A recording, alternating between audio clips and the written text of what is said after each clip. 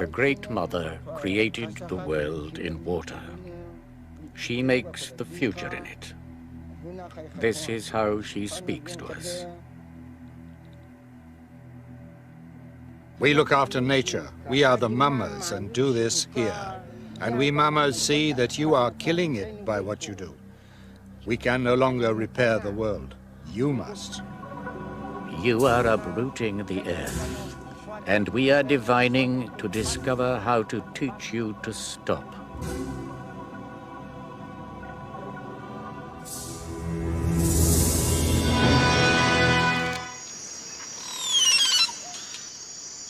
Eventually, Frankie led the archaeologists into the jungle, and they began to recognize that the civilization that built the lost city was very advanced indeed.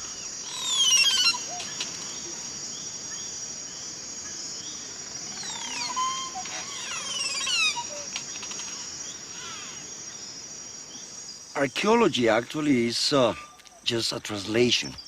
It's a translation to Western mind of what Indian mind wanted to express. Now, if the question is what the Indian mind wanted to express building this city, I will say that they wanted to show that it is possible to have a good density of population in a very beautiful environment like this one without destroying it.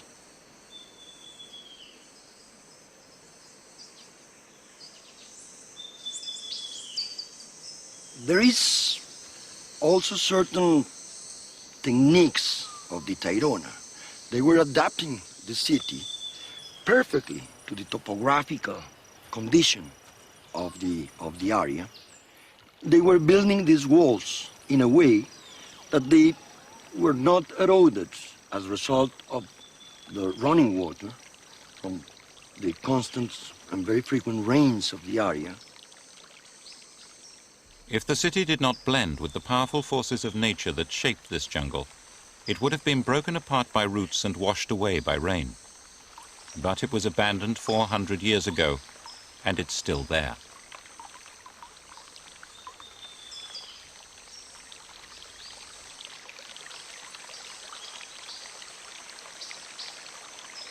The paths and stairways carry away the water without damage, and they also link the city into a network of roads covering the whole mountain.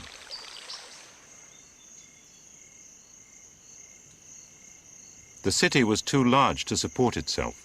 It depended on supplies from other areas of the mountain. The Tairona treated the whole Sierra as a single system.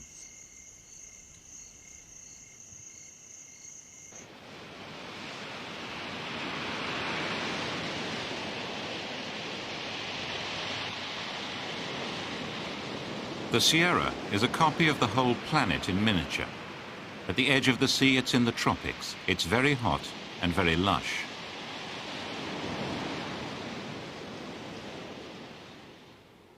"25 miles from the beaches, there are snow peaks.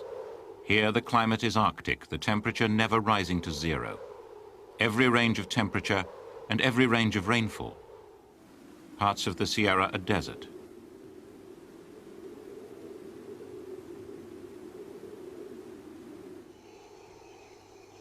Other parts are tropical rainforest and mountain cloud forest.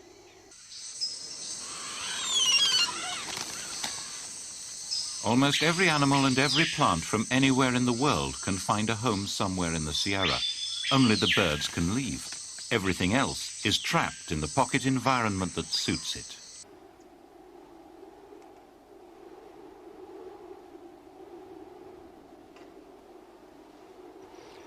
They were using the Sierra, not going against the Sierra, see? They were using the Sierra by its climate levels. So people that were allocated in the lower part of the Sierra were people that were fishermen, and these fishermen were the people that were producing the proteins and the salt. And they sent that salt through the roads, paved roads that they were constructing with stones, these marvelous works of engineering, up to the other levels of the Sierra where they were planting different crops. So in the higher parts of the Sierra, they were planting cotton, and still higher, they were planting corn, maize, and beans as basic protein resources.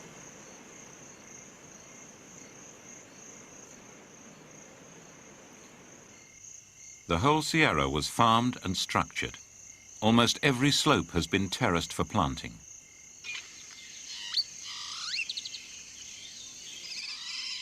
And even what seems to be jungle turned out to have been shaped by humans.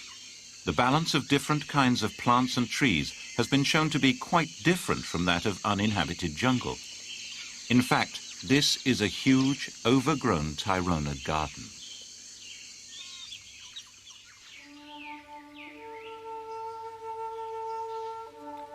By the roadside, at the entrance to the lost city, there's a carved stone. It seems to be a map of the complete system covering the whole mountain massif. But although there are many ancient roadways, they do not fit the map. The map stone is clearly important, but what is being mapped?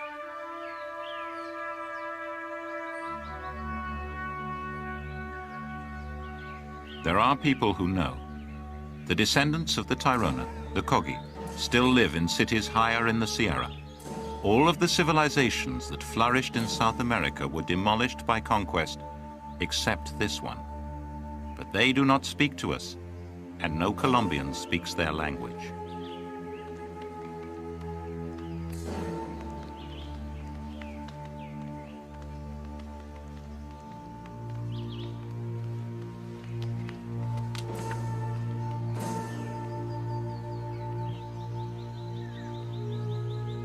The Kogi do not like strangers walking their roads. They call us, the younger brothers, children who do not understand how to take care of the world.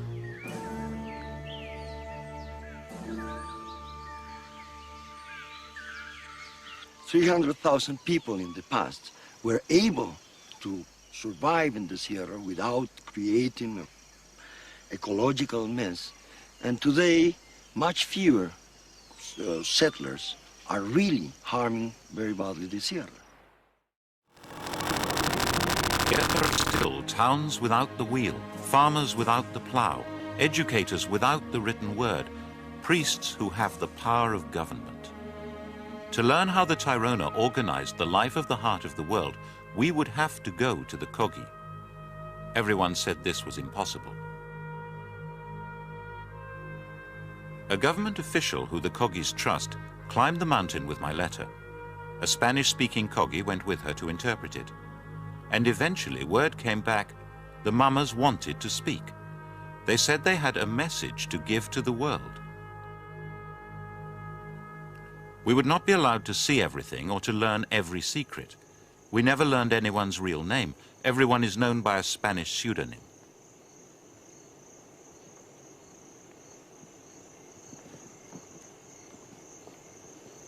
I was told that I should bring whoever I needed and whatever I needed. That's me, Alan Herrera, with the mule. The Kogi, naturally enough, called me the BBC. Whatever I was there as a messenger for the younger brother.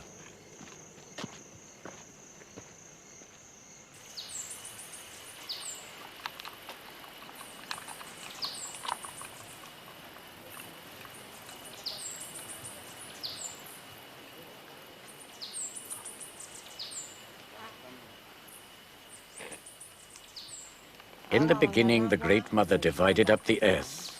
She sent you far away, far away, far away. And in this place she put us. Then the younger brother came back again to this side of the world. He came back again. And he started to destroy and he started to kill us. So now you've reached here. The younger brother is at the gate of the elder brother. We would like guards to keep younger brother out, like the beams that held our bridge. Each of these wooden supports is like one of the 9 worlds. They should keep us apart, apart, apart. Yes, yes, they should. We want you blocked from crossing over. We do. Younger brother climbs, and we retreat before him. He has taken our lands below, but the lands above are closed to you. It was said long ago to the younger brother that he should stay in his place over there, but he never listens. Still, he keeps on coming and trying to get in here. So now he must stop right here. Isn't that what the mother said? Just once. You will come through the gate.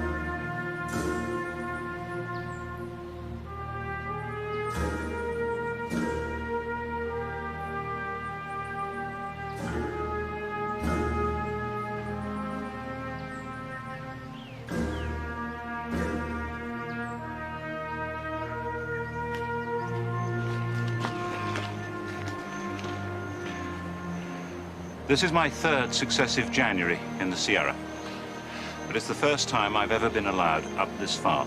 Up to now, I've been kept in frontier regions, and all our filming so far has been in a frontier region. But up here, now we've crossed that bridge, we are in Kogi territory and about to enter a city, a large town at any rate, which has been occupied continuously since before the conquest, which is built on Tairona foundations, which is a functioning Tairona city. We are now entering the last functioning civilization of pre-Columban America.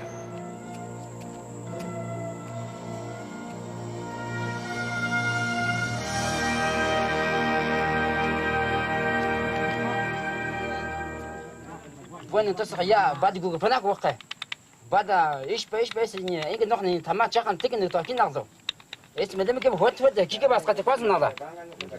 Inge min geben wa inge ay mein tama min qada guz qan shaqanki. Khay gun inge ay dole shipan inge. Nuqash minko. Bueno, entonces ya asqat waqa. هاي مديك من دعوتي مديك شو تقول وتشان ما إنك جانك مقبلك يجي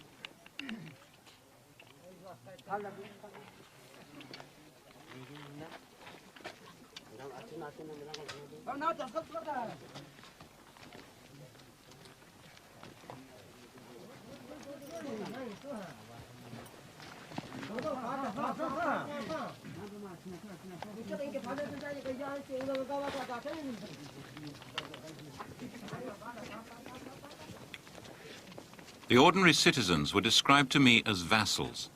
Their lives are ordered and directed by cabos, the city guards.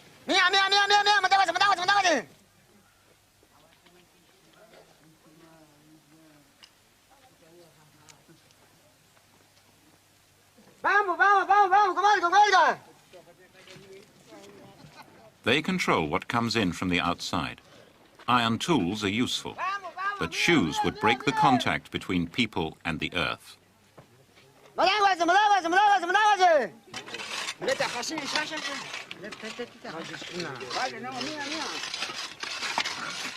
Cabos are drawn from the vassals. They're appointed by the priests, the mummers. They take their orders from a commissioner, also appointed by the mummers. All, mummers, commissioners, and cabos, are confirmed by divination.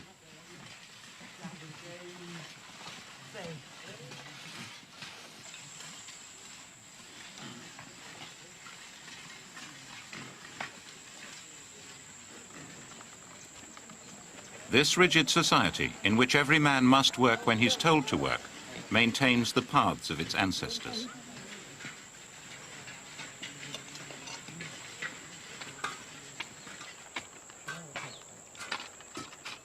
Mama means the sun. The mummers are the enlightened ones. They watch over the community and maintain its purity.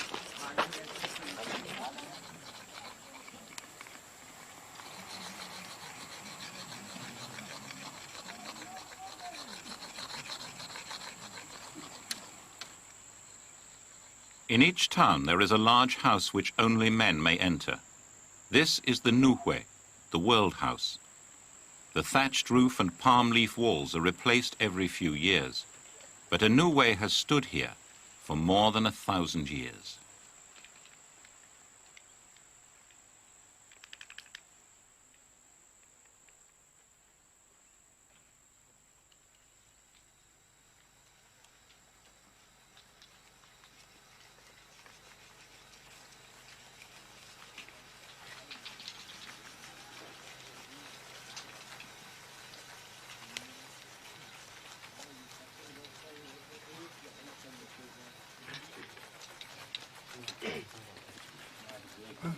I'm here, we all are here to give a warning. I'm speaking on behalf of us all, to send out a message to all the younger brothers, and I'm going to have to say it in a way that they can understand. Not just a message for the men who've come, and whatever place, wherever it is they've come from. Not just for the men who've come. I want the whole world to listen to the warning that we speak to you.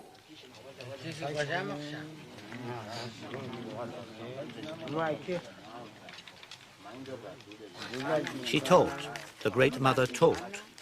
She taught us right and wrong, and still we have not given up living in the way and knowing right from wrong as she taught us. We remember her teaching and live by it. The Great Mother taught and taught. The Great Mother gave us what we needed to live, and her teaching has not been forgotten right up to this day. We all still live by it. But now they are taking out the mother's heart. They are digging up the ground and cutting out her liver and her guts. The mother is being cut to pieces and stripped of everything. From their first landing they have been doing this. The Great Mother too has a mouth, eyes and ears. They are cutting out her eyes and ears. If we lost an eye, we will be sad. So the mother too is sad, and she'll end, and the world ends, if you do not stop digging and digging. Younger brother, we know that water down below has started drying up. Don't think that we are responsible. It's you. We are doing our work properly, and neither you nor us know when the world will end, isn't it so? So from today, stop digging into the earth and stealing the gold. If you go on, the world will end. You are bringing the world to an end. Now I'm sending this message, and I ask, can they think, listening to this, that it must be us, the older brothers, who have destroyed everything? I know they won't think that. I want to give some advice to tell the real truth to the younger brother. If they go on like this and they don't change their ways at once, they'll see what will happen. They'll see what will happen. I don't know when the world will end, but their looting will destroy it. They've taken so much. They've taken the guardians of the sun and stars. The world will go black. Yes, what would they think if all we mamas died? Would they think? So what? What would they think? If that happened and all we mamas died and there was no one doing our work, well, the rain wouldn't fall from the sky. It would get hotter and hotter from the sky, and the trees wouldn't grow and the crops wouldn't grow. Or am I wrong and they would grow anyway?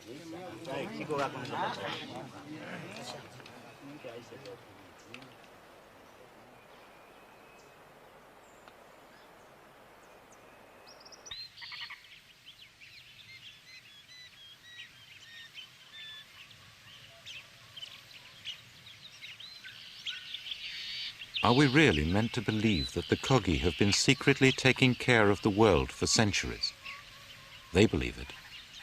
They are the elder brothers. That's why they live the way they do.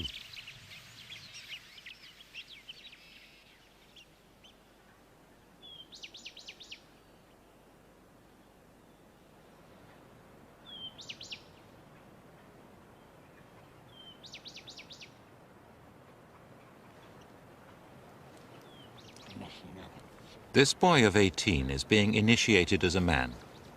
Dried leaves of the coca bush, tended and picked only by women, eaten only by adult men, will numb his mouth.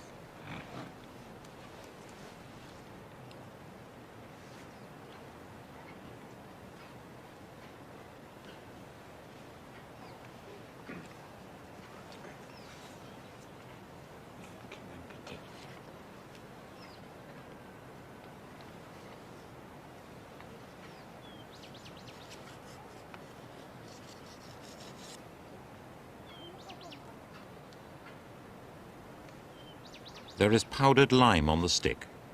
He eats it and does not feel its burning heat. The lime activates chemicals in the leaf.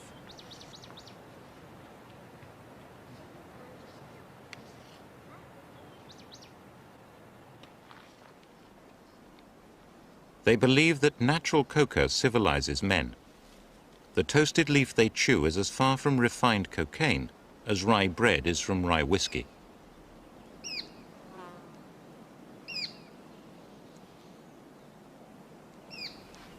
It has been a food for thousands of years for Native Americans, giving them important vitamins and enabling them to endure long periods without food and sleep. Adult Kogis reckon their normal life expectancy as 90.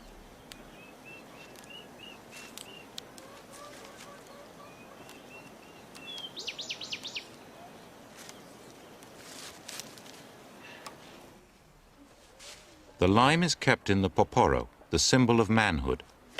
This gourd may look like a penis, but it represents a womb. They refer to it as both a safeguard and a woman.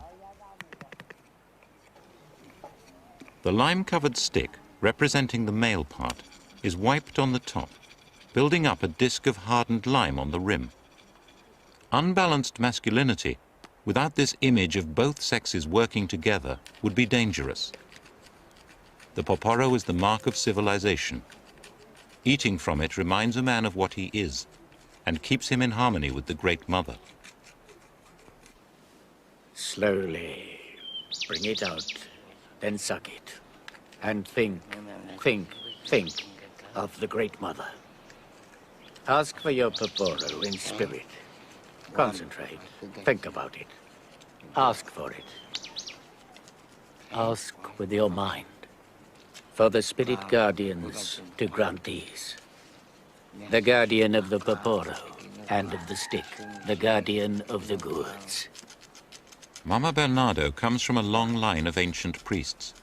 His father died in 1987, 102 years old. You mustn't give up using the poporo and eating coca, now or in the future.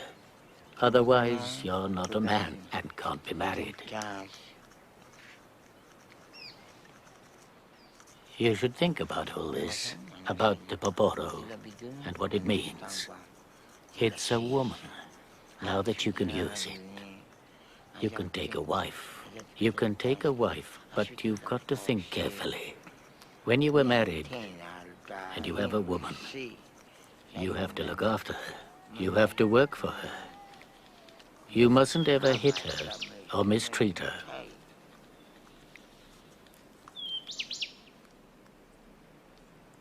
At night, before you sleep, chew the leaf. Chew 4 times at least to help you think clearly.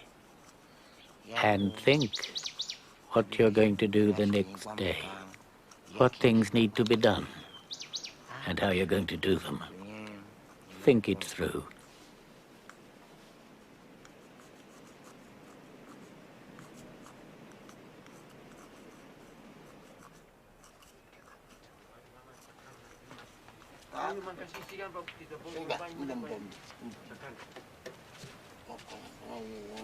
Now he will be admitted for the first time to the Nuhwe, the world house, where only men may gather. He will sit for 4 days and nights with his face to the wall. He will neither sleep nor eat. He must listen to the teaching of the town officials and elders.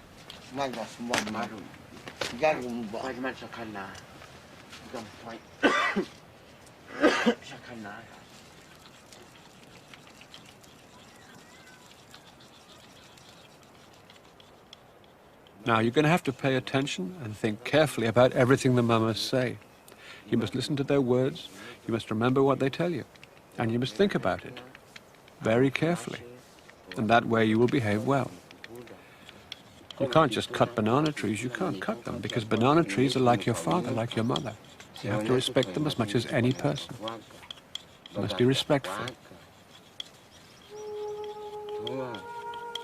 You shouldn't cut down mango trees, or avocado trees, or guayaba trees. Any growing tree is like a human being, and they hurt too. Just like you were cutting off your own leg. nor should you disturb stones.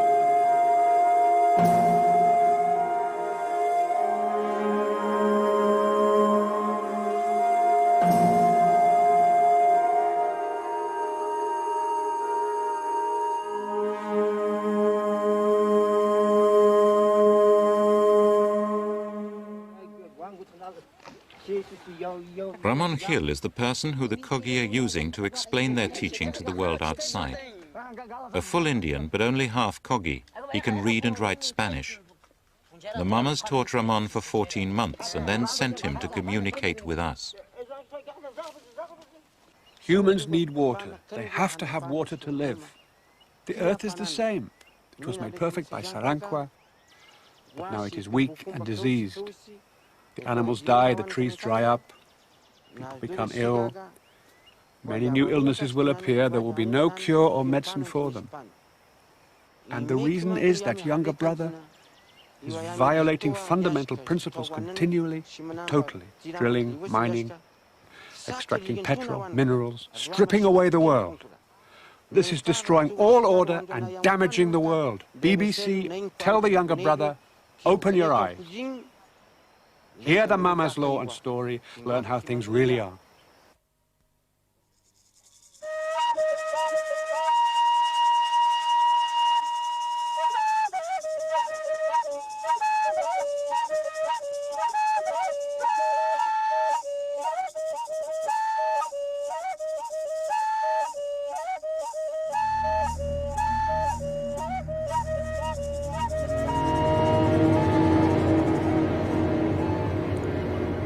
In the beginning there was blackness, only the sea. In the beginning there was no sun, no moon, no people. In the beginning there were no animals, no plants, only the sea. The sea was the mother. The mother was not people. She was not anything. Nothing at all. She was when she was. Spirit. She was memory and possibility. She was a Luna.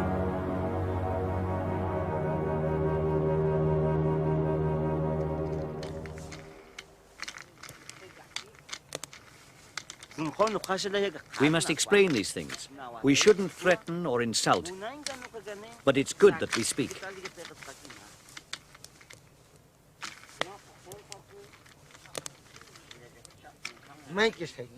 We must show them how we work and how we offer our tribute to the Great Mother, so that they know that we are here working for the younger brother too.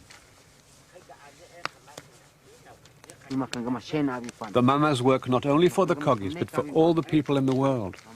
The Mama stands up. The Mama is not angry, not even with younger brother, although he did harm. The Mama must look after younger brother and elder brother, and the animals, and the plants, and all that is natural. Because the Mama has a duty to care for the future of all kinds of creatures, and all kinds of people.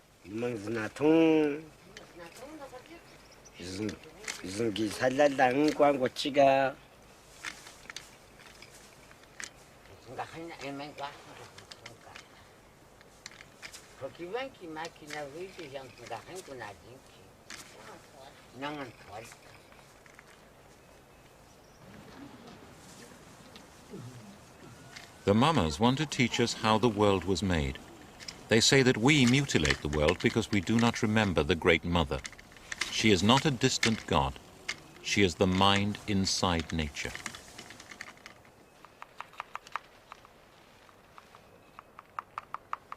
Where does the idea of Earth come from?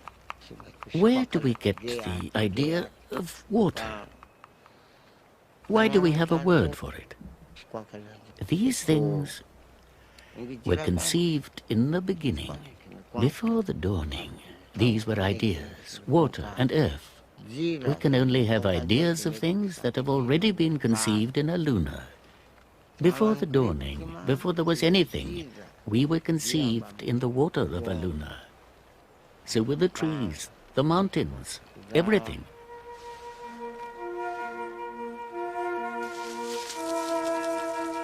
And then the mother began to spin out her thoughts. She heaped up a spindle before the dawning, and the mother spun 9 worlds. She gave birth to 9 daughters.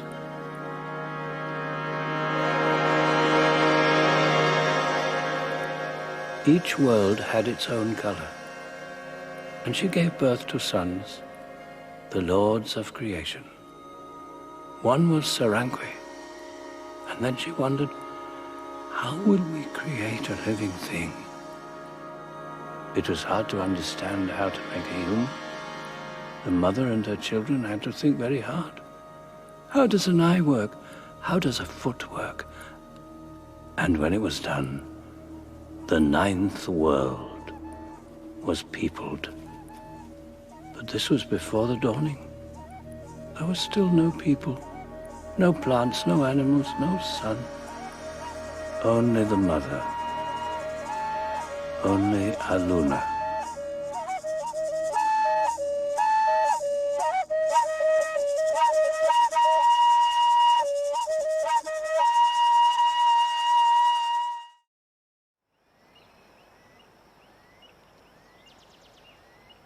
The mamas tune themselves to Aluna, the inner reality of the world. And they have a very different kind of upbringing, from infancy. They're selected by divination and taken away. Mama Bernardo started his education late. I'll tell you what it's like. When I began my education, I was only a boy, this big, up to here. I was just a child. They brought me up and they trained me to be a mama. 9 years. That's how long it took, my training. 9 years. And at the end of that, it was done. I was ready. But really, to tell you the truth, to pass on the teaching really properly and do it really well, to do it in the right way, you take a baby, best a baby from the moment that it's born. Then you take it away and you keep it in a new way. To make a mama like they used to, then you have to take the child as soon as it's born, and from then on you keep it shut away.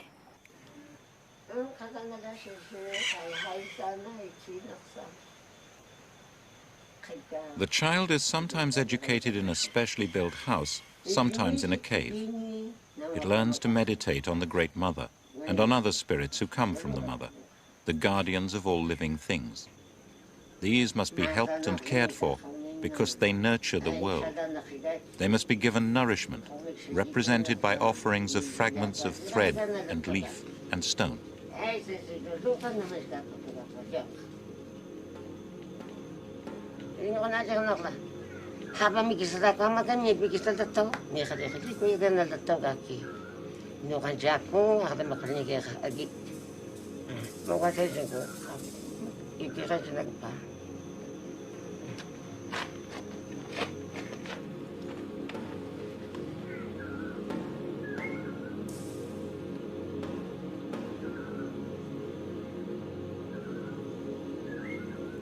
You have to take this little baby and you wash it in a stone grinding trough, swirling the water, making it pure to wash the baby. And when it's washed, then you have to shut it away where it's in the dark, completely in the dark. Dark, that means you shouldn't even light a fire, no light. It should see nothing in the dark, all alone. And in a house nearby, there lives its mother, and she feeds it, she gives it milk. But at night, she can't come in the light. And then she feeds it with milk from her breast. Then she goes away again. The mother mustn't eat any food with the blood of an animal.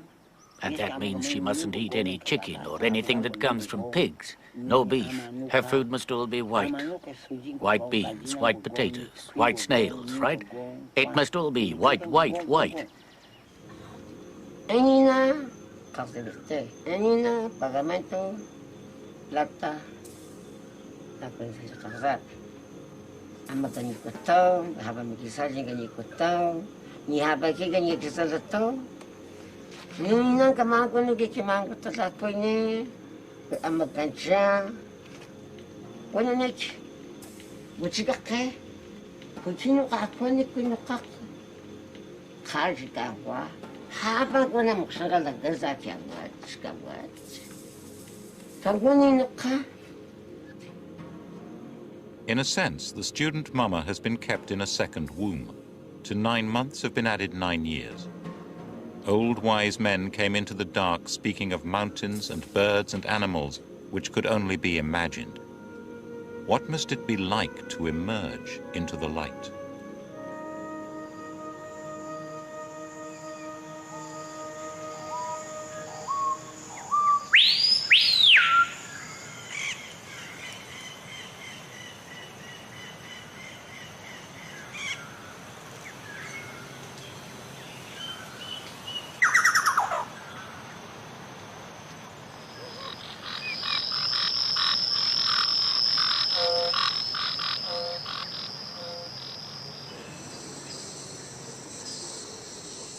For all his life, the child has known the world only as an idea.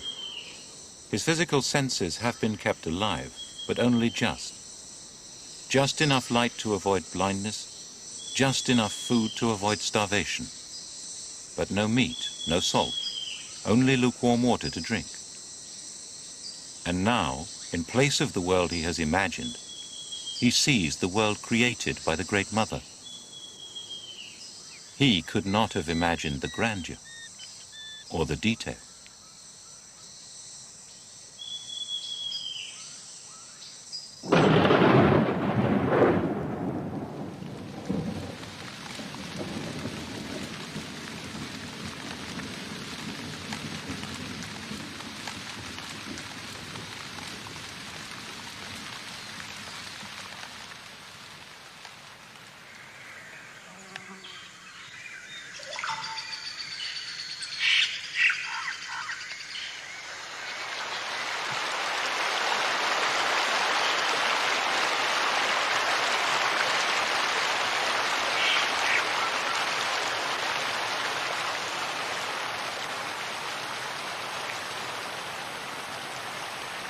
What a power there is in the mind of the Great Mother to conceive all this.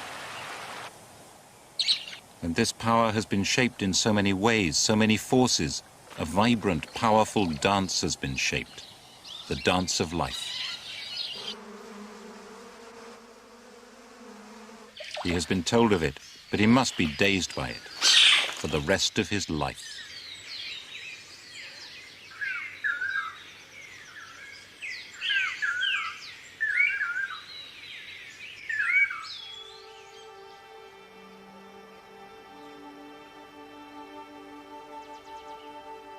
The mama has to work in a world visible only to the mind's eye, the world of Aluna. The offerings he learned to make in the dark are now made in the light of day, creating harmony in the spirit world and in this one. The stone paths of the ancestors are traces of the spirit paths which the mamas walk, in a space we do not understand.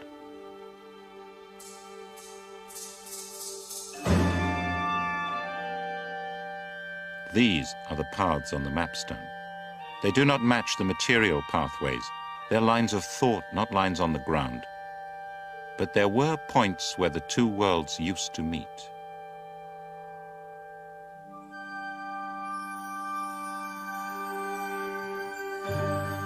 At these sacred places, gold was hung from the trees.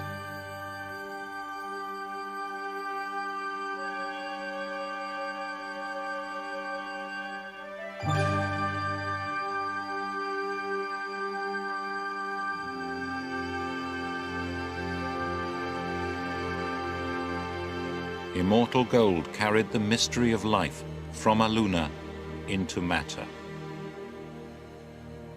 Humans could make this journey by meditating on the gold and dancing with it.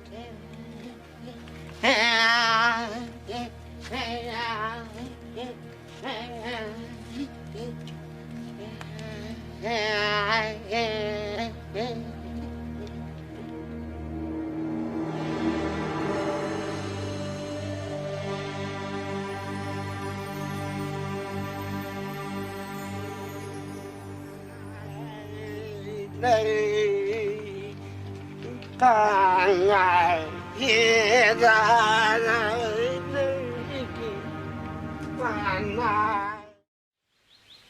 of their messages was that they should be given back control of their ancient sites, and that archaeologists too should stop digging up the lost city.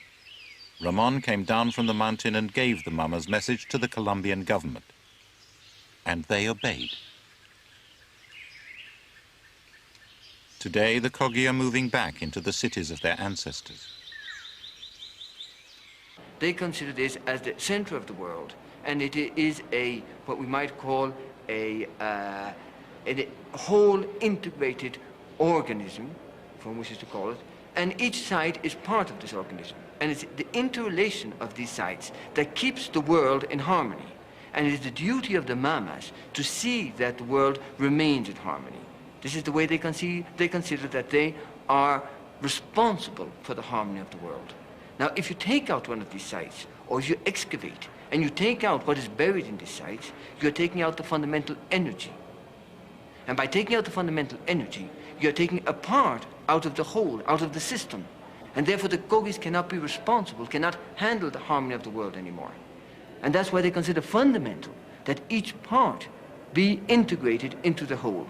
Now what's interesting is that it's when the Kogis explained this to the government, the people that insisted most was the special office in the presidents, the special advisor of the presidents for the peace process in Colombia, those that are dealing with the guerrillas.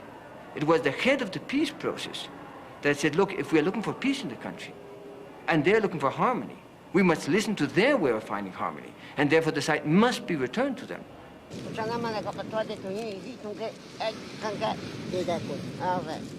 So Gonavindua is now growing, and it ought to grow, so that everyone in the world, both internationally and here in this nation, will show respect to the organization Gonavindua, and will not disturb any more the native Kogi, the Mama Kogi. Because when the Mama is concentrating deeply, he doesn't like to hear the sound of airplanes. He doesn't like to look up because he has to concentrate steadily for 9 days. He concentrates without eating anything. But nowadays this sort of thing can't be done.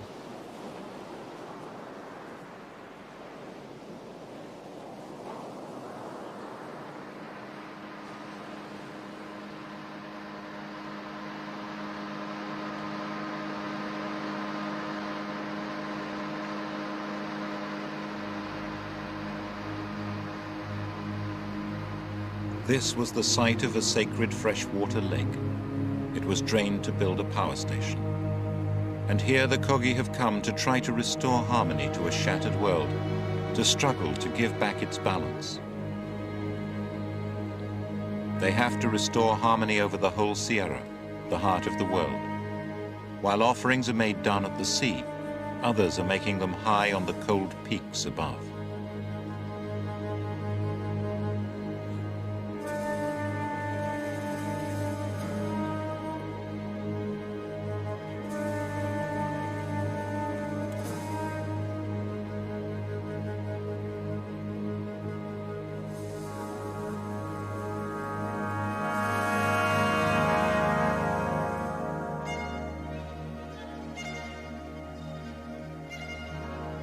As they approach the ocean, they turn, recalling the spindle from which the original thread was spun, and to which they still cling.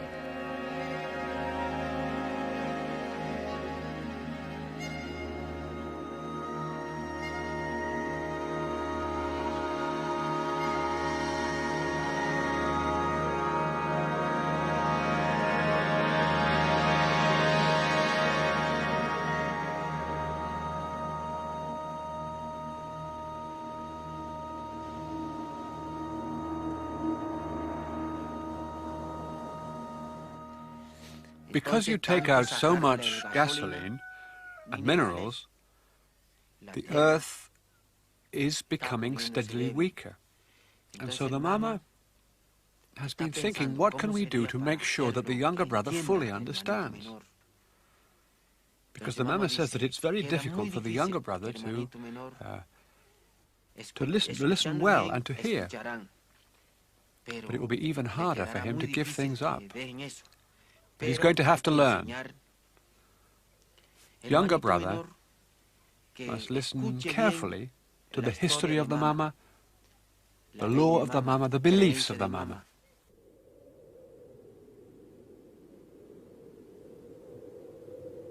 Why are the Kogi so sure that the earth is in danger?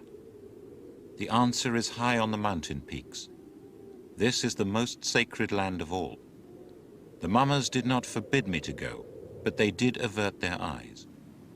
But I had to come, because here is the source of their terror.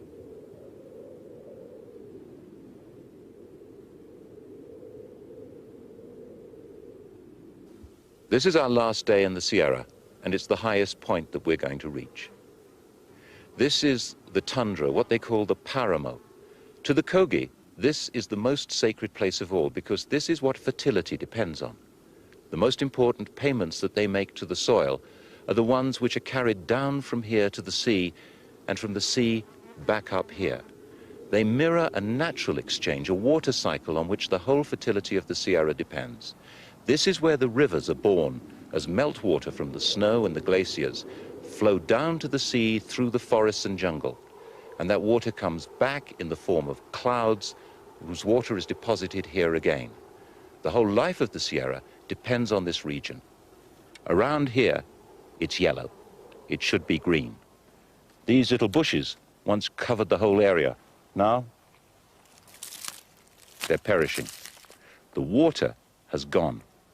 The Paramo is drying out. The snow is retreating very rapidly. When the Kogi talk about the heart of the world dying, what's frightened them is the death of this area, the Paramo, because when this dies, everything below it that depends on it will have to die. That's what they mean when they say that they know that unless we do something, the world is coming to an end. It is the mountains which make the waters, the rivers and the clouds. If their trees are felled, they will not produce any more water. The Sierra is a model of the world. Global warming does not stop here. We are changing the air and the sky and the balance of life.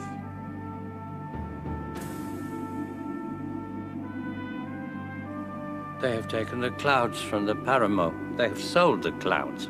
We know what is happening, and we're all in agreement. The world does not have to end. If we act well, the world can go on.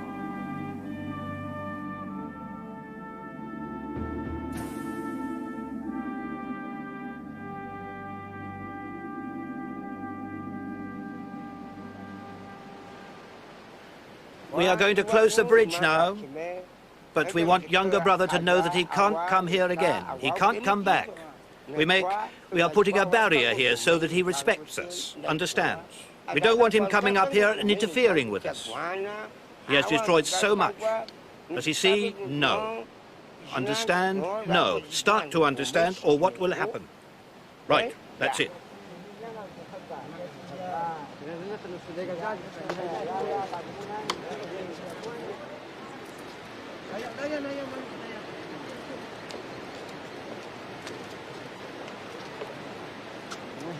No, nagsunak ako.